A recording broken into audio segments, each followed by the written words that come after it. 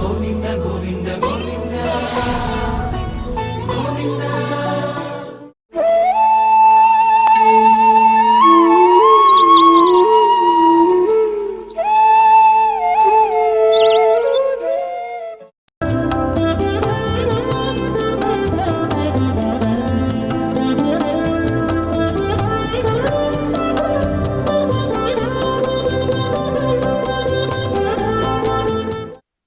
దాతృత్వం ప్రియవక్తృత్వం ధీరత్వముచితజ్ఞత అభ్యాసేన నలభ్యంతే చత్వారః సహజా గుణాః. అత్యంత పవిత్రమైనటువంటి ఈ ఆషాఢ మాసంలో శుభోదయ వేళలో దేవదేవుడైనటువంటి శ్రీమన్నారాయణుణ్ణి, కలియుగ ప్రత్యక్ష దైవమైనటువంటి శ్రీ వెంకటేశ్వర స్వామి వారిని పరిపరి విధాలుగా శరణాగతి చేస్తూ ఉత్తమమైన ఈ ఆషాఢమాస శుభోదయ సమయాన్ని మనం చరితార్థం చేసుకుంటూ ఉన్నాం. ఈ ఆషాఢమాసంలో మనందరి యొక్క ప్రధానమైనటువంటి కర్తవ్యం గోవిందుడి యొక్క ఆరాధన. గోవిందుణ్ణి, శ్రీమన్నారాయణుణ్ణి ఎంతగా భక్తి ప్రపత్తులతో మనం ఆరాధన చేస్తామో అంత గొప్పదైనటువంటి మహాభాగ్య రూపమైనటువంటి ఫలాన్ని మరి మనందరం కూడా పొందగలుగుతాం. భగవత్ కైంకర్యంతో సహజమైనటువంటి గుణాలను మనం అందరం కూడా పొందాలి. కొన్ని గుణాలు నేర్చుకుంటే వస్తాయి, కొన్ని గుణాలు మాత్రం సహజ సిద్ధంగానే మనందరికీ కూడా అలవాటు పడాలి. అవి ఏమిటి అంటే పెద్దలు అంటూ ఉన్నారు, దాతృత్వం ప్రియవక్తృత్వం. దాతృత్వం ఏదైనా కూడా దానము చేయగలిగేటువంటి గుణము ఒకరిని చూస్తే వచ్చేది కాదు, నేర్చుకుంటే వచ్చేది కాదు, అది సహజ సిద్ధంగా కలగాలి. ప్రియవక్తృత్వం మంచిగా మాట్లాడటం. కొంతమంది మాట్లాడుతూ ఉంటే వినసొంపుగా ఉంటుంది, అందరికీ కూడా మనసు ప్రశాంతంగా అనిపిస్తుంది. అదే కొంతమంది మాట్లాడుతూ ఉంటే ఏదో అలజడి కలుగుతూ ఉంటుంది. కానీ ప్రియవక్తృత్వము, ప్రియంగా మాట్లాడగలగడం అనేటువంటిది మనం నటిస్తే రాదు, మనం అనుకొని చేస్తే వచ్చేది కాదు, అది సహజ సిద్ధంగా కలగాలి అంటున్నారు. దాతృత్వం ప్రియవక్తృత్వం ధీరత్వముచితజ్ఞత. ధీరత్వం, ఒక ధీరుడుగా ఈ లోకంలో ఉండగలగడం కూడా అది కూడా సహజ సిద్ధమైనటువంటి గుణమే. ధీరత్వం ఉచితజ్ఞత, ఉచితానుచిత జ్ఞానము కలిగి ఉండడం, అది కూడా సహజ సిద్ధమైనటువంటి గుణమే. ఈ నాలుగు కూడా సహజంగా రావాలి తప్ప మనం నేర్చుకుంటేనో పక్కన వాడిని చూస్తేనో వచ్చేవి కాదు. ఇవి సహజంగా రావాలి అంటే మనం భగవత్ కైంకర్య మార్గంలో ఉండాలి. అదే అంటున్నారండి, దాతృత్వం ప్రియవక్తృత్వం ధీరత్వముచితజ్ఞత అభ్యాసేన నలభ్యంతే. ఇవి అభ్యాసం చేస్తే రావు నాయన. అభ్యాసేన నలభ్యంతే చత్వారః సహజా గుణాః. ఈ నాలుగు కూడా సహజమైనటువంటి గుణములు. ఇవి సహజంగా మనకు కలగాలి అంటే ధర్మ మార్గంలో మనం ఉండాలి. ధర్మాన్ని నమ్ముకొని మన ధర్మము మనకు ఏమి చెప్తోందో తెలుసుకొని ఆ ధర్మ మార్గంలో గనక మనం ఉండగలిగితే ఈ నాలుగు సహజ గుణములను మనం అందరం కూడా పొంది ధీరుడుగా ఈ లోకంలో బ్రతకగలుగుతాం. మరి అటువంటి అవకాశాన్ని ఇమ్మని ఆ గోవిందుణ్ణి మనసారా కోరుకుంటూ ఈనాటి తిథివార నక్షత్రాలలో ఉండేటువంటి తత్వాన్ని కాస్త మన జీవితానికి అన్వయించుకునే ప్రయత్నం చేద్దాం. ఈ రోజున ఆగస్టు 6వ తేదీ, ఆషాఢమాస కృష్ణపక్ష అష్టమి తిథి. అష్టమి తిథికి అధిదేవత శివ భగవానుడు. ఈ రోజున పరమశివుడి యొక్క ఆరాధన మనకు జ్ఞానమును కలగజేస్తుంది. అదేవిధంగా ఈ రోజున భరణీ నక్షత్రం, భరణీ స్యాద్యమో యామ్య అంటారు. ఇది యమదేవతాకమైనటువంటి నక్షత్రం. ఈ భరణీ నక్షత్రము రోజున యమధర్మరాజు యొక్క స్మరణము మనల్ని ధర్మ మార్గంలో ఉంచుతుంది. అదేవిధంగా ఈ రోజున వారం గురువారం.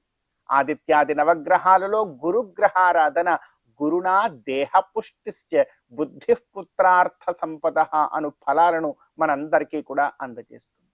ఈ తిథివార నక్షత్రాలలో ఉండేటువంటి తత్వాన్ని మన జీవితానికి అన్వయించుకుని గోవిందుడి యొక్క అనుగ్రహంతో ఈ ఆషాఢ మాస శుభోదయ సమయాన్ని మనం చరితార్థం చేసుకుందాం.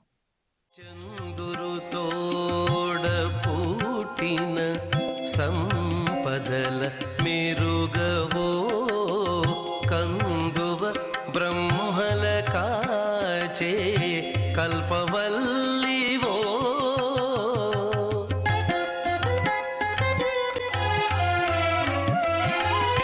అందిన గోవిందునికి అండనే తోడు నీడై ఉండానవు మా ఇంటనే ఉండవమ్మా అమ్మా జయలక్ష్మి వరలక్ష్మి సంగ్రామ వీరలక్ష్మి ప్రియురాలమై హరికి బెరసితివమ్మా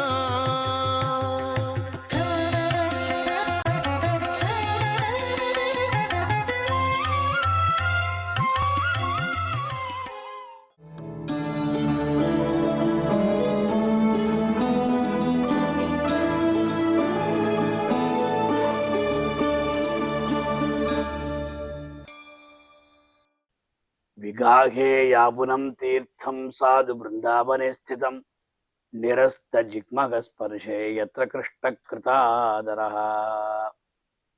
ప్రియ భగవద్బంధువులారా, ఆళవందారుడి యొక్క స్తోత్రములు అన్నీ కూడా అత్యంత రమణీయములు మాత్రం కాదు, శ్రేయప్రదములు.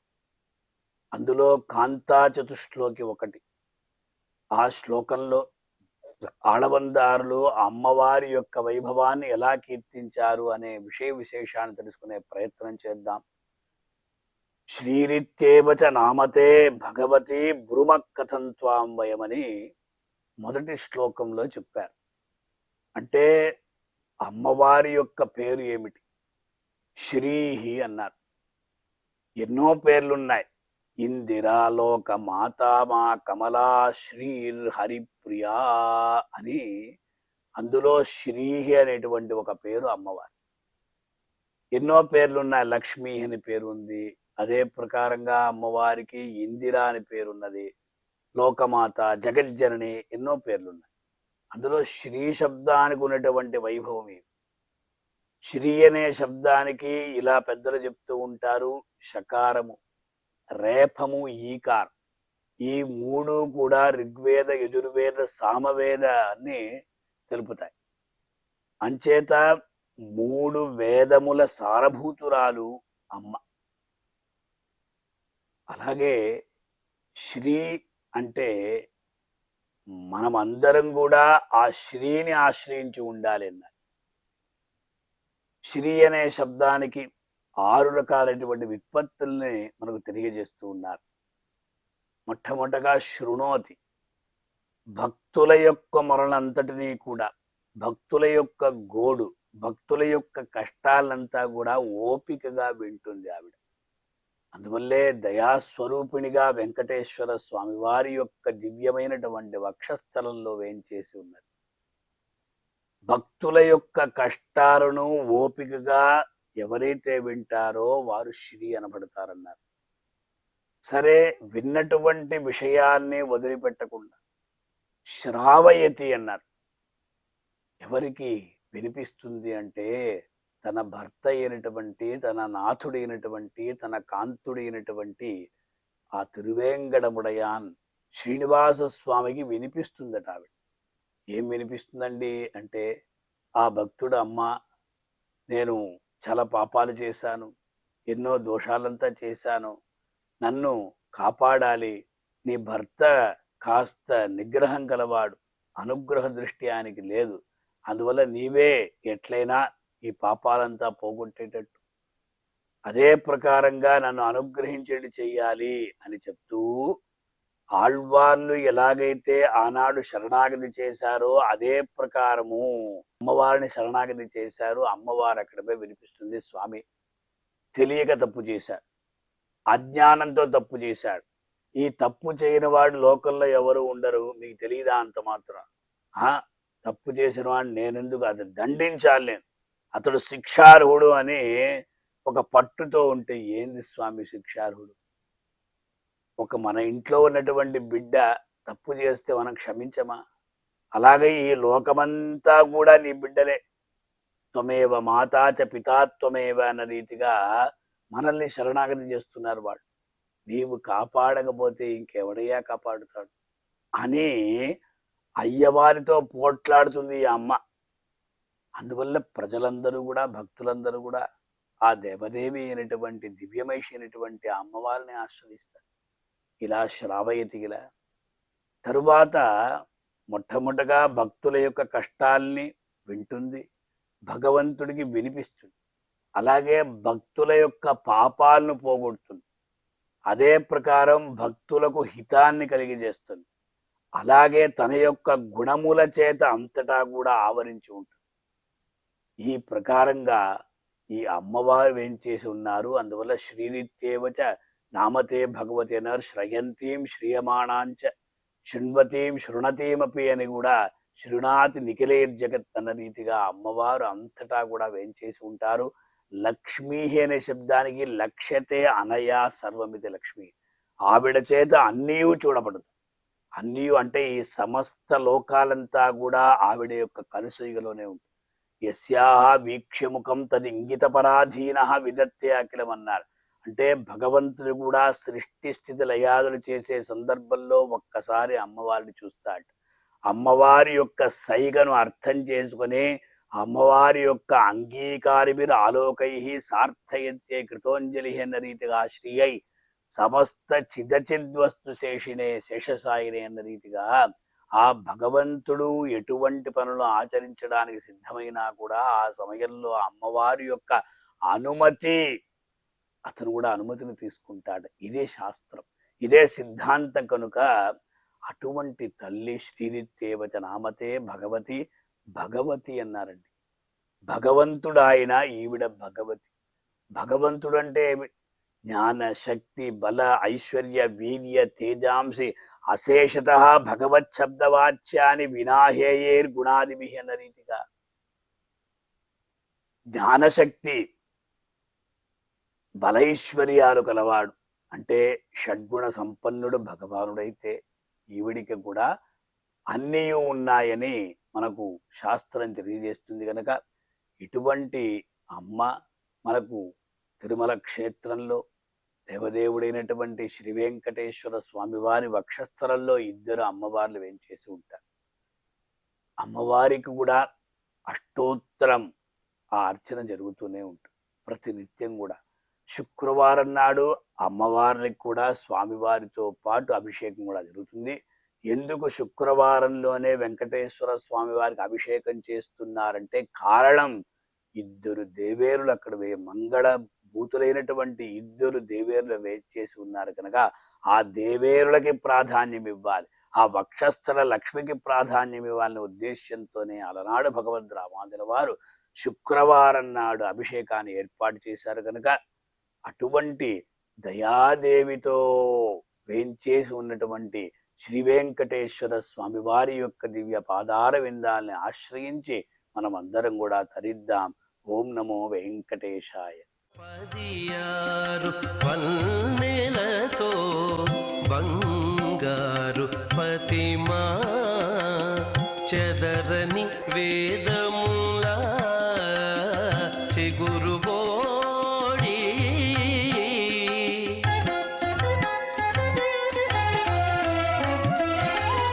ఎదుట శ్రీ వెంకటేశు నిల్లాలవై నీవు నిధుల నిలిచే తల్లి నీవారమౌమా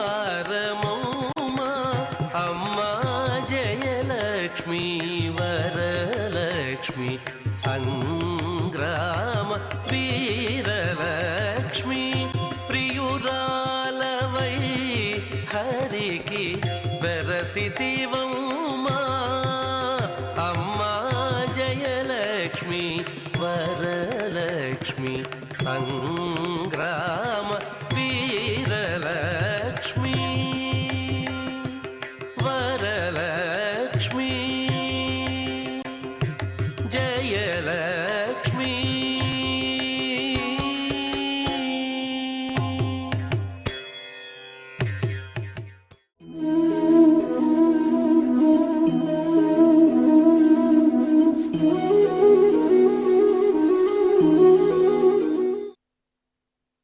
ఏకాంతినో యస్యన కంచనార్థం వాంఛంతి ఏవై భగవత్ ప్రపన్నాః అత్యద్భుతం తచ్చరితం సుమంగళం గాయంతి ఆనంద సముద్రమగ్నాః.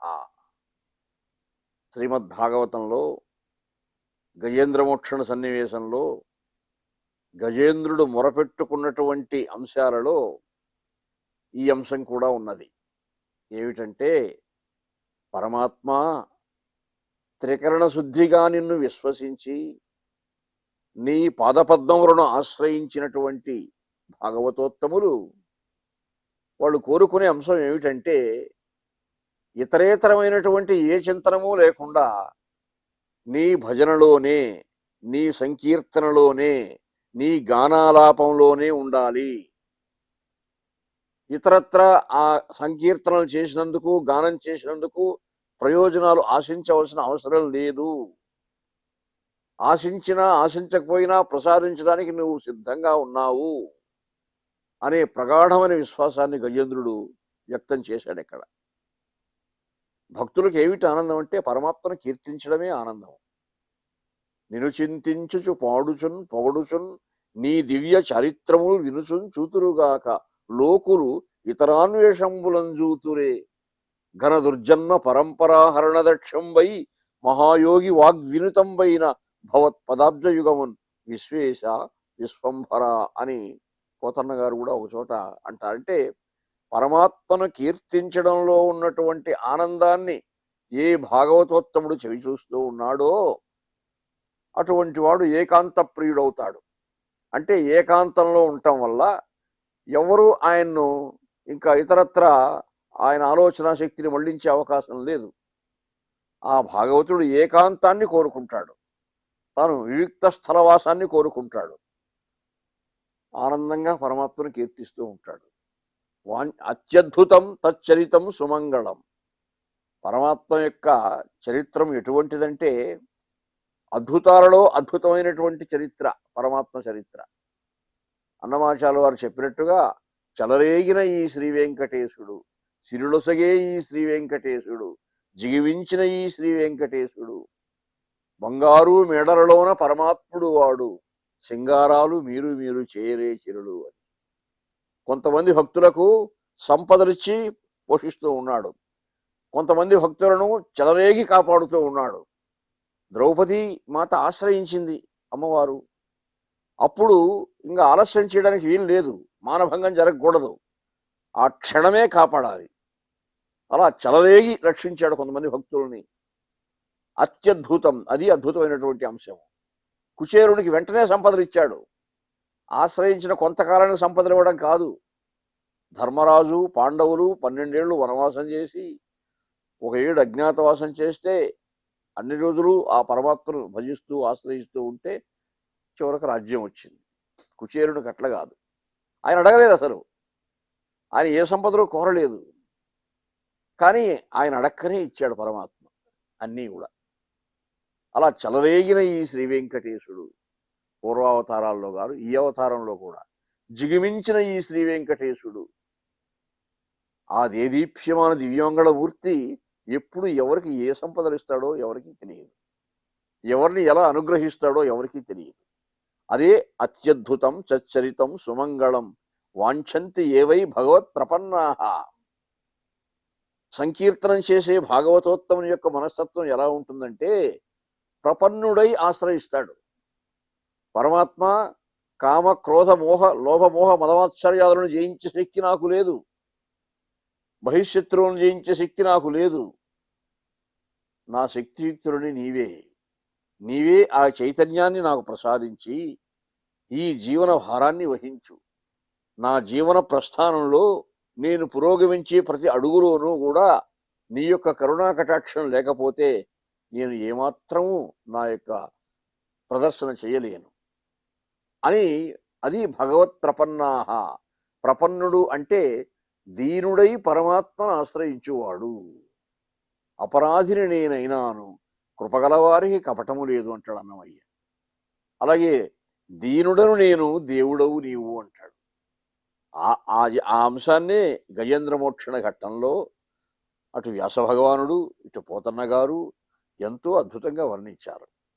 ఏకాంతులై భాగవతోత్తములు ఏ గాయంతి ఆనంద సముద్రమగ్నాహ మంగళ దివ్య కథానులాప నిర్భర పరితోష భాష్పజల బంధుర చారు కపోల గద్గదస్వర పులకీకృతాంగులకు వారలు అంటాడు పోతన్న గారు.